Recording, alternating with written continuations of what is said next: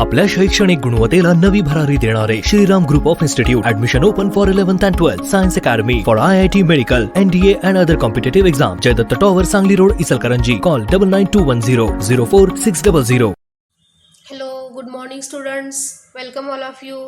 In today's lecture, we are going to study about the next cell organelle, and the name of the cell organelle is endoplasmic reticulum.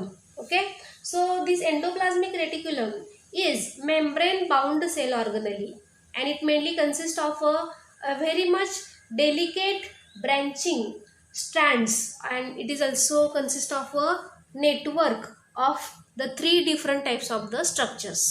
So one by one we will discuss about the each and every structure. Okay, so endoplasmic reticulum is discovered by scientist Porter. हा जो endoplasmic रेटिक्युलमचं जे structure आहे ते या Porter या सायंटिस्टनी काय केलेलं आहे, सगळ्यात पहिल्यांदा डिस्कवर केलेलं आहे. येते लक्षात. So here this endoplasmic reticulum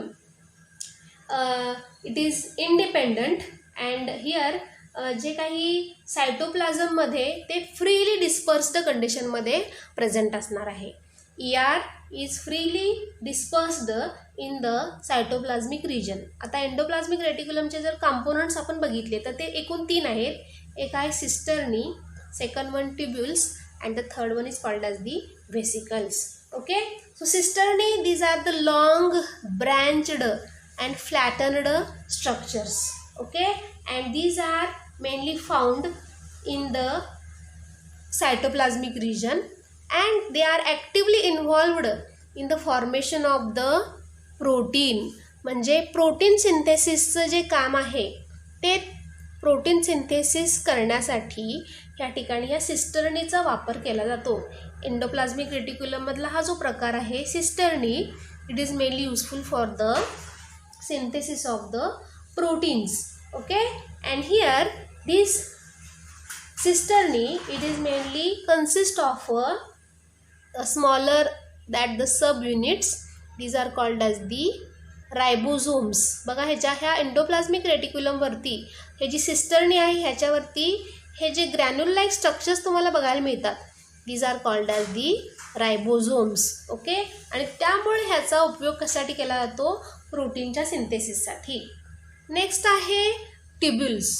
These tubules are branched or unbranched structures, and they are mainly useful for the lipid and sterol synthesis.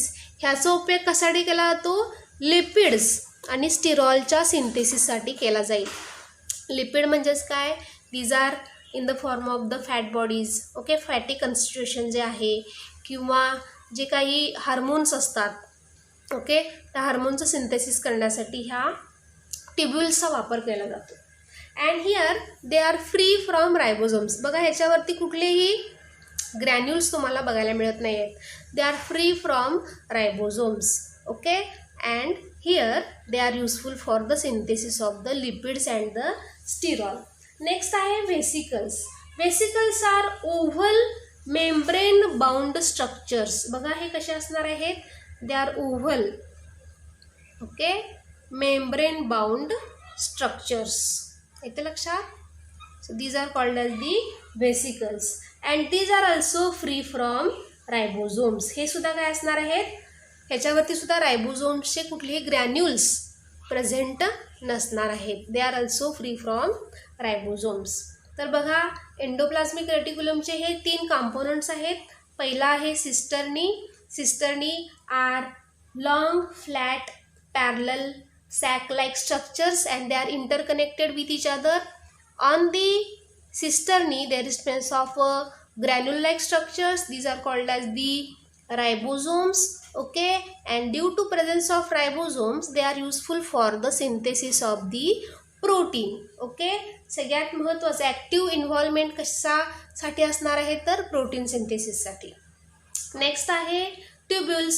Tubules are branched or unbranched. काही ब्रँच्ड असतील आणि काही अनब्रँच्ड असणार आहेत. Okay, and they are mainly useful for the formation of the lipid and the sterol. म्हणजे lipid आणि स्टिरॉलचं synthesis हे ट्युब्युल्स करणार आहेत. They are free from ribosomes. आणि तिसरा प्रकार आहे vesicles. Okay, vesicles are oval, okay, गोलाकार आहेत आणि membrane bound organs, okay, membrane bound structures and they are also free from ribosomes.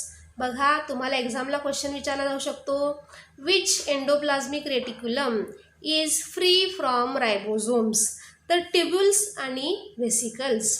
आणि शिवाय तुम्ही सांगू शकताय स्मूथ एंडोप्लाझ्मिक रेटिक्युलम. ह्या दोघांना तुम्ही काय म्हणू शकताय, स्मूथ एंडोप्लाझ्मिक रेटिक्युलम.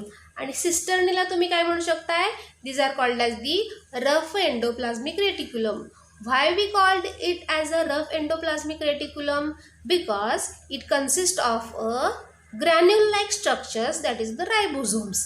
पूर्ण ह्या एंडोप्लाझ्मिक रेटिक्युलमवरती ग्रॅन्युल्स आहेत, म्हणून त्याला तुम्ही काय म्हणणार आहात, रफ एंडोप्लाझ्मिक रेटिक्युलम. म्हणजे सिस्टर्नी ह्या काय असणार आहे, it is rough endoplasmic reticulum. येथे लक्षात, मोस्टली हे जे सेल्स आहेत प्रोटीन सिंथेसिससाठी यूज केले जातील, as well as some type of the secretions are also takes place here. Liver आहे, पँक्रियाज आहेत, ह्याच्यामार्फत जे काही सिक्रेशन होत असतं ते सिक्रेशन तयार करण्यासाठी मोस्टली ह्या रफ एंडोप्लाझ्मिक रेटिक्युलमचा वापर केला जातो. Okay, so they are commonly composed with the help of the cisternae.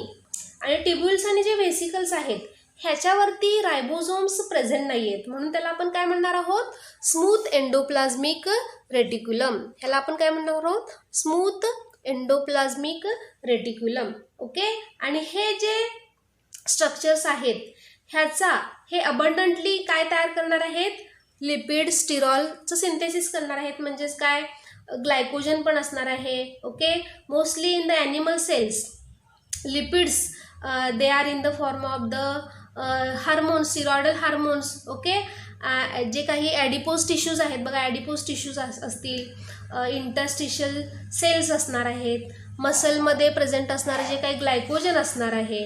Okay, so these are mainly formed with the help of this smooth endoplasmic reticulum. येते लक्षात. So this is about the endoplasmic reticulum. आता ह्या ठिकाणी आपण next cell organelle study करूया. And the next cell organelle is Golgi complex. Golgi complex is discovered by scientist Camillo Golgi. Name of the scientist indicates the name of this cell organelle. Okay, Camillo गॉल्गीनं काय केलेलं आहे, ह्या Golgi कॉम्प्लेक्सची discovery केली आहे. Okay, कुठून केली असेल बरं ह्याने discovery? So these are mainly discovered with the help of the nerve cells of owl. जे ऊल आहे, घुबड जे आहे, घुबडाच्या नर्व सेल्समधून सगळ्यात पहिल्यांदा ह्या गॉल्गी कॉम्प्लेक्सचा त्यानं शोध लावलेला आहे. Okay, so this Golgi complex is present in all eukaryotic cells.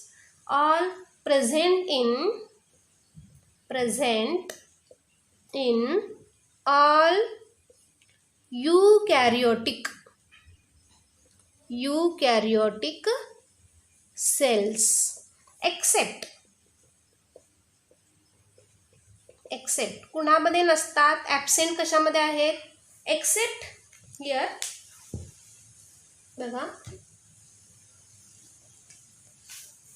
Mature sieves tube of plant, mature sieve tube of plant. आता सिव ट्यूब म्हणजे काय आहे, these are the type of the xylem. तुम्हाला vascular bundles माहीत असतील प्लॅन्टमध्ये present असणारे, तर ह्या प्लॅन्टमधल्या व्हॉस्क्युलर बंडलचा हा एक प्रकार आहे, sieve tube of plant. Mature RBC red blood corpuscles. Okay, mature RBC of mammals. Okay, त्याच्यानंतर sperms of bryophytes, sperms of bryophytes. Okay, and pteridophytes.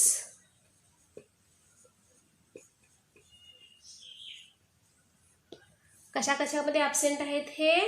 They are absent in mature sieve tubes of plant, mature RBC, sperms of bryophytes and pteridophytes, as well as in all prokaryotic organisms. Prokaryotic organisms म्हणजे कुठले कुठले असणार आहेत ह्याच्यामध्ये? Bacteria, blue green algae म्हणजेच सायनो bacteria. Okay, ह्यांच्यामध्ये ते काय असणार आहे? टोटली ॲबसेंट आहेत. बघा, गोल्गी ॲपॅरेटस कुठं कुठं प्रेझेंट आहेत? They are present in all eukaryotic cells. Eukaryotic ऑर्गॅनिझम्समध्ये सगळ्यांच्यामध्ये आहेत, फक्त कशामध्ये नाहीत? Mature sieve tubes of plants, mature RBC of mammals, sperms of bryophytes, okay, and pteridophytes, all prokaryotic organisms, that is in bacteria, blue green algae, or we also call it as a cyanobacteria. तर ह्यांच्यामध्ये ते नाहीत. आता structure बघूया. Structure of the Golgi complex, okay, और the Golgi apparatus. आता ह्या Golgi ॲपॅरेटसमध्ये तुम्हाला काय काय बघायला मिळणार आहे? Okay, it mainly consist of the clusters of smooth membranes. बघा, ह्याच्यामध्ये clusters of smooth membranes present असणार आहेत आणि ह्याच्यामध्ये 4 प्रकारचे गोल्गी कॉम्प्लेक्सेस प्रेझेंट आहेत. गोल्गी ॲपॅरेटस प्रेझेंट असणार आहेत. काही कशाच्या फॉर्ममध्ये असणार आहेत? They are exactly similar to that of the endoplasmic reticulum, that is in the form of the cisternae. सिस्टर्नीचं स्ट्रक्चर तुम्हाला ऑलरेडी माहीतच आहेत. Long flat, okay, they are in the form of the tubules, they are in the form of the vesicles, okay, as well as the Golgian vacuoles. Golgian vacuoles. येतं लक्षात? Cisternae कशा असणार आहेत? आपण सगळ्यांनी याचं स्ट्रक्चर एंडोप्लाझ्मिक रेटिक्युलममध्ये थोडंसं बघितलेलंच आहे. त्याच पद्धतीने इथं गोल्गी कॉम्प्लेक्सेसचं पण स्ट्रक्चर असणार आहे. They are flat, okay, smooth structures आणि ह्याच्यामध्ये स्वोलन एंड्स असणार आहेत, लाईक दिस.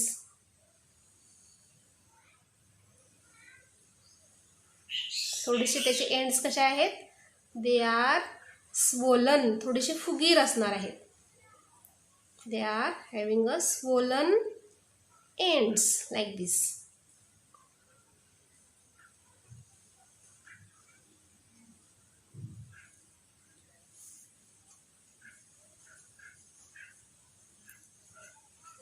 तर हे झालं गोल्गी ॲपॅरेटसचं, गोल्गी कॉम्प्लेक्सेसचं स्ट्रक्चर. ह्याच्यामध्ये सिस्टर्नी आहेत, ट्युब्युल्स आहेत, बेसिकल्स आहेत आणि हे जे आहेत ते गोल्जियन व्हॅक्युल्स आहेत.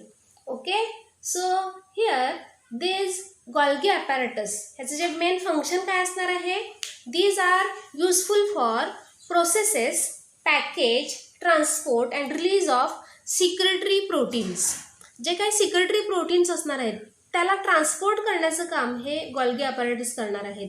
Okay, they are causes the formation of the acrosome. बघा, जे स्पर्म्सचं जे हेड पोर्शन आहे, ओके, त्या स्पर्मचं जे हेड पोर्शन आहे ते मोस्टली ह्या गोल्गी ॲपॅरेटसपासून बनलेलं असतं. Okay, this is the structure of the sperm. Okay, the head of the sperm, that is the acrosome of sperm is made up of with the help of this Golgi apparatus.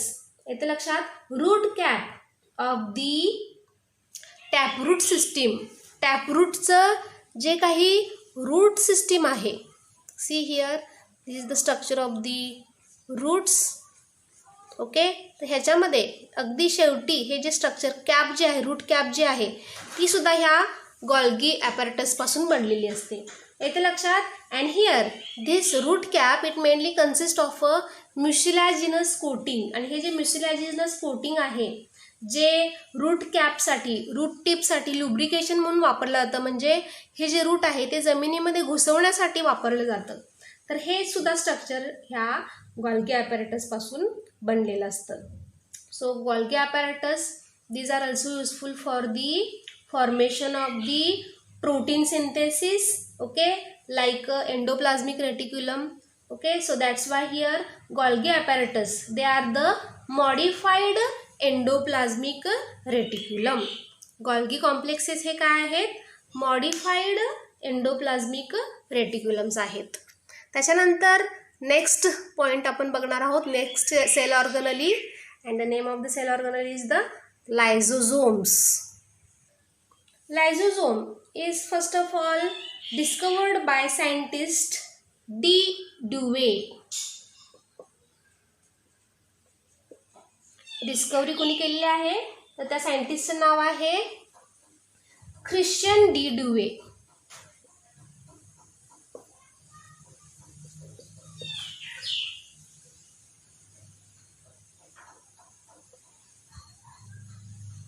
Christian de Duve ह्या सायंटिस्टने सगळ्यात पहिल्यांदा ह्या लायझोझोमचं discovery केलेली आहे. Lysosomes are also called as the suicide bags. लायझोझोमला ह्या ठिकाणी काय म्हटलं जातं? Suicide bags.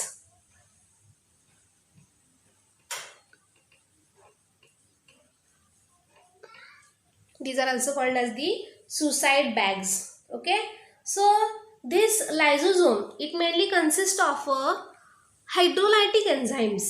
Okay, ह्याच्यामध्ये ॲसिड हायड्रोलायटिक एन्झाईम्स प्रेझेंट असणार आहेत. Okay, they are useful to digest the biological substances. जे काही बॅक्टेरियाज असतात किंवा जे काही फॉरेन पार्टिकल्स असतात, ओके, त्यांचं जे आउटरमोस्ट जे कव्हरिंग आहे त्याला डायजेस्ट करण्यासाठी ह्या हायड्रोलायटिक एन्झाईमचा वापर केला जातो. Okay, so this lysosomes, these are mainly useful to digest or to lysis. Lyso म्हणजेच काय? लायसिस म्हणजे त्याला थोडंसं काय करणं, डिके करणं किंवा त्याला लूज करणं, हे काम कोणाचं असणार? हे लायझोझोमचं. जे काही फॉरेन पार्टिकल्स आपल्या बॉडीमध्ये एंटर होतील त्या फॉरेन पार्टिकल्सला किल करण्याचं काम सुद्धा ह्या लायझोझोम्स मार्फत केलं जातं.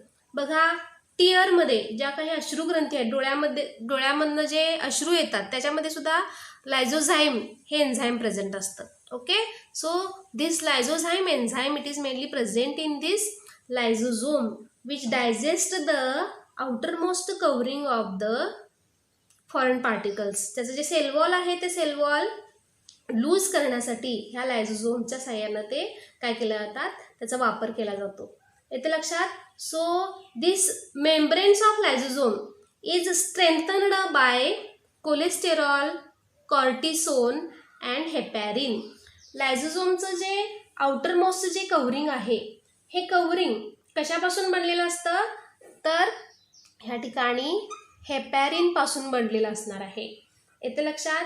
कोलेस्ट्रॉलपासून बनलेलं आहे. And that's why these are called as the membrane stabiliser. त्याला काय म्हटलं जातं?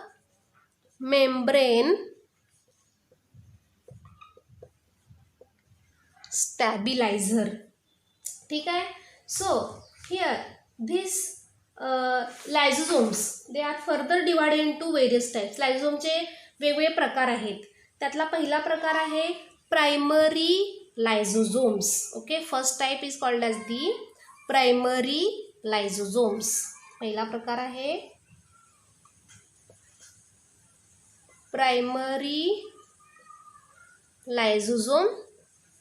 Okay, second type is called as the secondary lysosome. Third one is the residual bodies.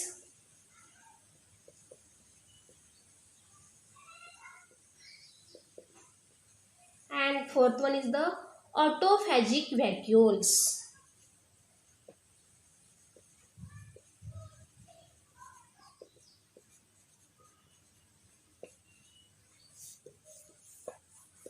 तर हे लायझोझोमचे एकूण 4 प्रकार आहेत. These are the 4 different types of the lysosomes. येते लक्षात? आता प्रायमरी लायझोझोम्स हे कसे असणार आहेत? They are small vesicle like and these are the newly formed structures which are produced from the Golgi apparatus. बघा ह्या ठिकाणी मगाशी आपण डायग्राम ड्रॉ केली होती गॉल्गी ॲपॅरेटसची, येते लक्षात. हे जे गॉल्गी ॲपॅरेटस आहेत ह्यांच्यापासून असे जे व्हेसिकल्स तयार झालेले होते त्या व्हेसिकल्सलाच आपण ॲक्च्युली काय म्हणणार आहोत, these are called as the primary lysosomes. Okay. त्याच्यानंतर ह्या प्रायमरी लायझोझोम्समध्ये इनॅक्टिव्ह एन्झाईम्स प्रेझेंट असणार आहेत. It mainly consist of inactive enzymes. येते लक्षात. नेक्स्ट आहे secondary lysosomes. These secondary lysosomes are formed when phagosomes are mainly fused. म्हणजे ज्या वेळेस एखादा फॉरेन पार्टिकल्स बॉडीमध्ये एंटर होतो त्यावेळेस हे जे प्रायमरी लायझोझोम्स आहेत ते त्या फॉरेन पार्टिकलला काय करणार आहेत, एंगल्फ करणार आहेत. Okay. So here this if it is a foreign particle, see here, हे फॉरेन पार्टिकल्स आहेत. ओके. ह्या फॉरेन पार्टिकलला काय करणार आहे, ही प्रायमरी लायझोझोम आहे ते त्याला एंगल्फ करणार आहेत. Okay. It is mainly engulfed like this. हे एंगल्फ केलं जाईल आणि मग हे जे फॉरेन पार्टिकल्स आहेत हे ह्याच्यामध्ये येतील. नाव this is called as the secondary lysosomes. मग ह्याला आपण काय म्हणणार आहोत, सेकंडरी लायझोझोम्स. येते का लक्षात. And here these secondary lysosomes, they are mainly useful to digest that the foreign particles, and now these secondary lysosomes are converted into the residual bodies. बघा ह्या सेकंडरी लायझोझोमचं कन्व्हर्शन कशामध्ये होणार आहे, here in the residual bodies. म्हणजे ह्याच्या आतमध्ये काय असणार आहे, एक प्रकारचं रेसिड्यू प्रेझेंट असणार आहे. And this residual bodies, these are mainly given out by the cell by the process of exocytosis. हे जे रेसिड्युअल बॉडी आहे ती शरीराच्या बाहेर फेकली जाते. कशामार्फत, एक्झिट. मग अशी आपण एक्झोसायटोसिस आणि एंडोसायटोसिस बघितलेलंच आहे. म्हणजे इथं काय होणार आहे, ही जी रेसिड्युअल बॉडी आहे, ही जी घाण आपण म्हणणार आहोत, हे कचरा जो आहे हा शरीराच्या बाहेर फेकला जातो. कशामार्फत फेकला जातो, by the process of the exocytosis. Exocytosis. येते लक्षात. तर ह्या प्रोसेसला काय म्हणणार आहोत, एक्झोसायटोसिस. बघा प्रायमरी लायझोझोम्स म्हणजेच काय, हे जे गॉल्गी ॲपॅरेटस आहेत ह्या गॉल्गी ॲपॅरेटसचं जे स्वोलन्ड पोर्शन आहे त्या स्वोलन्ड पोर्शनपासून हे वेसिकल्स लाईक स्ट्रक्चर्स तयार झालेले आहेत. ह्यालाच आपण काय म्हणणार आहोत, लायझोझोम्स, प्रायमरी लायझोझोम्स. प्रायमरी लायझोझोम्सचं काम काय आहे, समजा शरीरामध्ये, okay, if inside the body if the foreign particles are enters, ज्यावेळेस शरीरामध्ये एखादा फॉरेन पार्टिकल एंटर होतो, ओके, त्या फॉरेन पार्टिकलला बघा इथून जर समजा तो एंटर झालेला आहे, ओके, तर ह्या फॉरेन पार्टिकलला एंगल्फ करण्याचं काम कोणाचं आहे, ह्या प्रायमरी लायझोझोमचं. हे एंगल्फ केलेलं आहे. एंगल्फ झाल्यानंतर ह्याचं कन्व्हर्शन कशामध्ये झालेलं आहे, सेकंडरी लायझोझोम्समध्ये. आता हा सेकंडरी लायझोझोम काय करेल, डायजेस्ट होईल. ह्याच्यामध्ये जे काही फूड पार्टिकल्स आहेत, ओके, हे जे प्रेझेंट असणारं जे काही फॉरेन पार्टिकल्स आहेत ह्याला डायजेस्ट करणार. तो कशाच्या सहाय्याने डायजेस्ट करणार आहे, with help of the enzyme, lysozymal enzymes. जवळजवळ 50 प्रकारचे लायझोझायमल एन्झाईम्स ह्याच्यामध्ये प्रेझेंट असतात. तर हे एन्झाईम काय करणार आहे, by using this enzyme that foreign particles are digested and it is converted into the residual bodies. आणि ही रेसिड्युअल बॉडी जी आहे ती शरीराच्या बाहेर by the process of the exocytosis फेकली जाते. ह्या सेलच्या बाहेर फेकली जाईल. येते लक्षात. So these are the 3 different types. आता चौथा प्रकार आहे त्याला काय म्हणलं जातं, autophagic vacuoles. Okay, they are mainly formed again by the union of the many primary lysosomes. असे अनेक प्रायमरी लायझोझोम्स एकत्रित आणले जातात. Number of the primary lysosomes they are mainly come close to each other. येते लक्षात. असे अनेक primary लायझोझोम्स काय होणार आहेत, एकत्रित येणार आहेत. And they are mainly surrounds the old cells, समजा इथं ओल्ड एखादी सेल आहे, for example it is called as the old mitochondria. ह्या ओल्ड मायटोकॉन्ड्रियाच्या भोवताली हे प्रायमरी लायझोसोम्स येणार आहेत. येतं लक्षात.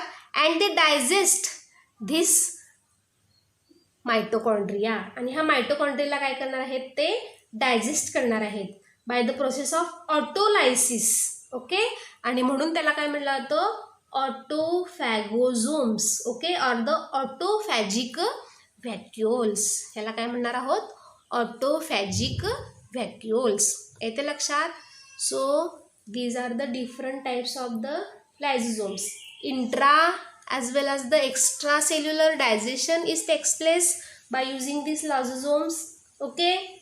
Autolysis होणार आहे. And here this autolysis, this technique, it is also followed by wall lizard. आता wall lizard, पाल सगळ्यांना माहीतच आहे. पालीची शेपटी कट होते. म्हणजेच काय, ते जी पाल आहे त्या पालीची जे टेलचा जो पोर्शन आहे, ओके, तो टेलचा पोर्शन या ठिकाणी काय होतो, डायजेस्ट होतो बाय युझिंग दिस लायझोसायमल एन्झाईम्स. आणि ती टेल जी आहे ती तिथून रिमूव्ह होते. ओके. निघून खाली पडते. समजा बघा, पालीला जर तुम्ही झाडूनी मारलं तर ती पाल काय करते, स्वतःचा जो ऑर्गन जो आहे म्हणजे टेल जो आहे तो काय करते, लगेचच रिमूव्ह करते, तोडून टाकते. कशामुळे हे होणार आहे, due to the presence of this lysosomes. Lysosome म्हणजे ह्या ऑटोफॅजिक व्हॅक्युल्स मार्फत काय होणार आहे, ती जी टेल पोर्शन जी आहे ती रिमूव्ह केली जाते. येते लक्षात. So this is the one of the example. Okay. As well as ज्यावेळेस फ्रॉग सारखे जे ॲनिमल्स आहेत, आता फ्रॉग हा ॲनिमल काय करतो, ॲक्वॅटिक इकोसिस्टीममध्ये एग्ज ले करतो. एग ले केल्यानंतर ॲक्वॅटिक इकोसिस्टीममध्ये त्या एग्सचं हॅचिंग होतं. ओके. आणि त्या हॅचिंग झाल्यानंतर त्याच्यातनं जे काही स्मॉलर ॲनिमल्स लार्वीज बाहेर येत असतात. येते लक्षात. So this larvae, these are exactly similar to that of the fishes. त्या लार्वीचा जो आकार आहे तो फिश सारखाच असतो बघा. ओके. लाईक दिस. ओके. तर ह्या फिश, हे जे ॲम्फिबियनची लार्वल स्टेज जी आहे त्याला तुम्ही काय म्हणता, it is called as the tadpole larva. येतं लक्षात. आता ह्या टॅडपोल लार्वाला, सी हिअर, ह्या टॅडपोल लार्वामध्ये असणारी जी टेल पोर्शन जी आहे ती टेल पण काय होते, काही दिवसानंतर काय होते, रिमूव्ह केली जाते. It is removed. आणि हे रिमूव्ह करण्याचं काम सुद्धा कोण करणार आहेत, लायझोम्स करणार आहेत. ओके. सो मेटामॉर्फोसिस होत असताना, मेटामॉर्फोसिस याचा अर्थ काय आहे, ॲनिमलचं रूपांतर लार्वापासून अडल्ट स्टेजला जाणं. ओके. ही लार्वा आहे, ह्या लार्वाचं रूपांतर कशामध्ये केलं जातं, अडल्ट फ्रॉगमध्ये. It is converted into a adult frog. मग आता अडल्ट फ्रॉगमध्ये टेल पोर्शन आहे का, तर नसते. येते लक्षात. तर मग ही टेल कशी रिमूव्ह होते, ही टेल रिमूव्ह होण्याचं काम काय आहे, कोणामार्फत केलं जातं, बाय दिस लायझोसोम्स, बाय दिस ऑटोफॅजिक व्हॅक्युल्स. येतं लक्षात. So like this here, digestion of this tail portion, it is takes place by using this autophagic vacuoles. आणि म्हणून लायझोसोमला सुसाईड बॅग किंवा डायजेस्टिव्ह बॉडीज पण म्हटलं जातं. These are also called as the digestive bodies. येतं लक्षात. हिअर लायझोसोम्स, ह्यालाच आपण काय म्हणतो, digestive bodies. Digestive bodies. Okay. So this is about the lysosomes. Next cell organelle आपण उद्याच्या लेक्चरला स्टडी करूया.